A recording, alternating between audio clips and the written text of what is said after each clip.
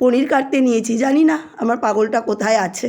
এই তো আমি চলে এসেছি, তুমি পনির কাটছো, আমাকে পনির দাও না গো, কাঁচা পনির খেতে হেভি লাগে। এখান থেকে যাও কিন্তু, নইলে তোমাকে কেটে টুকরো করে দেবো। এরম করে বলো না গো, 1 পিস পনির দাও না, এই বড় পিসটা দাও, এইটা খাই। কি জ্বালাচ্ছে, তুমি যাবে নাকি কাটবো তোমায় বলো তো?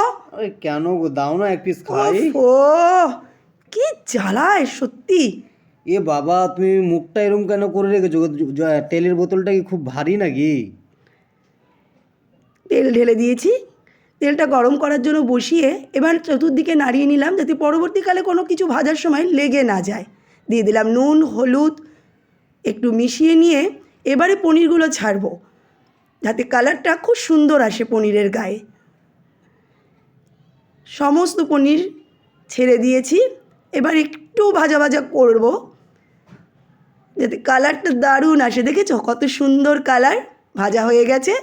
এবার প্লেটিং করে নিলাম, দিলাম গোটা গরম মশলা, দারচিনি লবঙ্গ এলাচ শুকনো লঙ্কা জিরে, দিয়ে দিলাম পেঁয়াজটা একটু ভাজা ভাজা করলাম, করার পরে এর মধ্যে দিলাম নুন যাতে পেঁয়াজটা একটু নরম হয়ে যায়। এর সাথে দিয়ে দিলাম ক্যাপসিকামটাও ভেজে নিচ্ছি, দিয়ে দিলাম টমেটোটা একটু নাড়ানাড়ি করে এর ওপরে দিয়ে দিচ্ছি একটু হলুদ একটু নুন যাতে টমেটোটা একটু তাড়াতাড়ি নরম হয়ে যায়। দিলাম আদা রসুন বাটা, ততক্ষণ অবধি নাড়াবো যতক্ষণ অবধি এর গন্ধটা চলে না যায়। এর একটা বিচ্ছিরি কাঁচা গন্ধ আছে গো বন্ধুরা, এর গন্ধটা যাতে তাড়াতাড়ি চলে যায় ওর জন্য খুব ভালো করে কষাবো। দেখো পেঁয়াজের গা দিয়ে কিন্তু ওর গায়ের জামাটা পর্যন্ত ঝরে গেছে, তার মানে পেঁয়াজটা আস্তে আস্তে নরম হচ্ছে। তার সাথে আমার আদা রসুন বাটাটাও ভালোভাবে কষানো হয়ে যাচ্ছে। দিয়ে দিচ্ছি জিরের গুঁড়ো, ধনের গুঁড়ো, একটু লঙ্কার গুঁড়ো, অল্প করে দেবে যেন ঝাল না হয়, পনিরে কিন্তু ঝাল হলে খাওয়া যায় না। আর এর সাথে দিয়ে দিলাম একটুখানি কাশ্মীরি লঙ্কার গুঁড়ো, এটাতে শুধু কালার হয়, ঝাল হয় না কিন্তু। আর মশলাগুলো যাতে পুড়ে না যায় তার জন্য দিয়ে দিলাম সামান্য করে একটু পানিটা দিয়ে ভালো করে নাড়ানাড়ি করে নিচ্ছি, কারণ যাতে করে মশলাগুলো এই সমস্ত কিছুর মধ্যে ভালোভাবে ঢুকে যায়।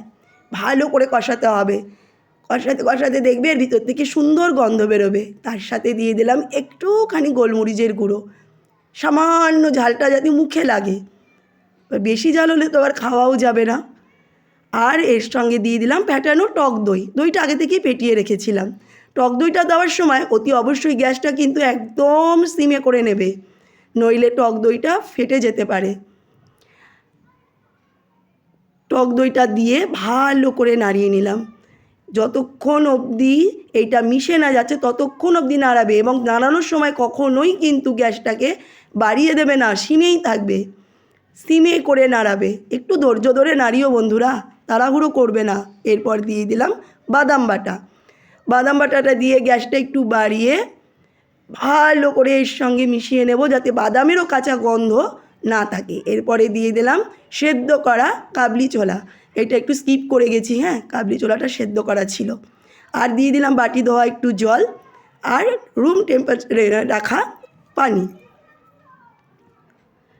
ভালো করে কষাবো, কষিয়ে ঢাকনা দিয়ে দেব কিছুক্ষণের জন্য, আর গ্যাসটাকে একদম কমিয়ে দেব।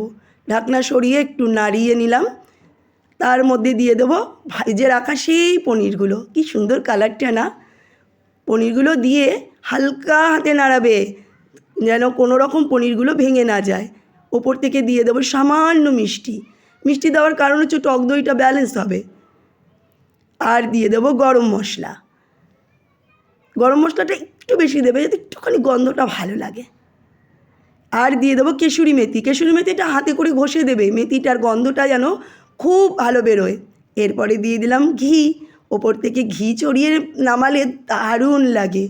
একটু নাড়িয়ে স্ট্যান্ডার্ড সাইড রাখার জন্য ঢাকা দিয়ে দিলাম যাতে গন্ধটা পুরোপুরি তরকারির মধ্যে মিশে যায়।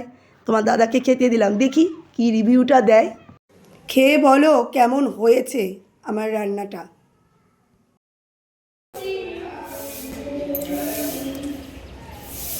হেভি হয়েছে, দারুণ টেস্ট। পারলে একবার বাড়িতে এই রেসিপিটা করে দেখো, দারুণ হয়েছে।